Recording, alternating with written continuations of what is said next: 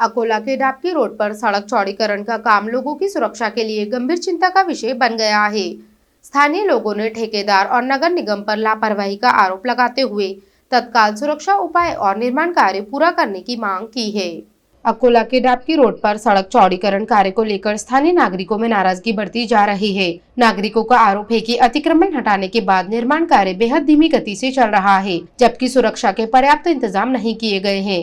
लगातार बारिश के कारण खुदाई वाले हिस्सों में पानी भर गया है, जिससे गड्ढे दिखाई नहीं देते और दोपहिया वाहन चालकों के दुर्घटनाग्रस्त होने का खतरा बढ़ गया है। स्थानीय लोगों का यह भी कहना है कि निर्माण स्थल पर बैरिकेड्स, चेतावनी बोर्ड और अन्य आवश्यक सुरक्षा व्यवस्थाओं का अभाव है। नागरिकों ने सड़क निर्माण कर रहे ठेकेदार और अकोला महानगर पालिका से मांग की है कि निर्माण कार्य में तेजी लाई जाए और आवश्यक सुरक्षा उपाय तुरंत किए जाएं। स्थानीय लोगों का सवाल है कि क्या प्रशासन किसी गंभीर दुर्घटना के बाद ही जागेगा।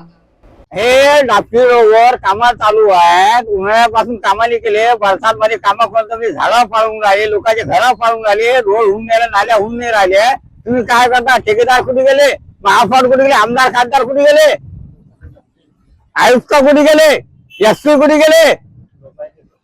लोकांना त्रास होऊन राहिला सामान्य जनतेले। आणि तुम्ही आता हे बरसाती तुम्ही नाल्या खोदलेले, पाईपलाईन फुटून राहिले, काय करून राहिले तुम्ही? कुठे गेले? आमदार खासदार नगरसेवक कुठे गेले?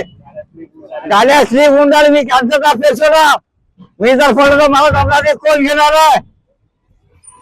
अरे कोण गेले? ती नगरसेवक नाही अति काही नाही अति तुम्ही डंपर उभे करून आले, जेसीबी उभ्या करून आले, तुम्ही काय करून काय राहिले तुम्ही?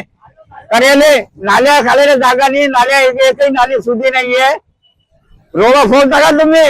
आणि तुम्ही काय म्हणजे पैसा खाता का? कोण आहे? नगरसेवक कोण आहे? ठेकेदार कोण आहे? त्या पाईपवाला फुटून राहिल्या, जेसीबी आणून राहिले तुम्ही।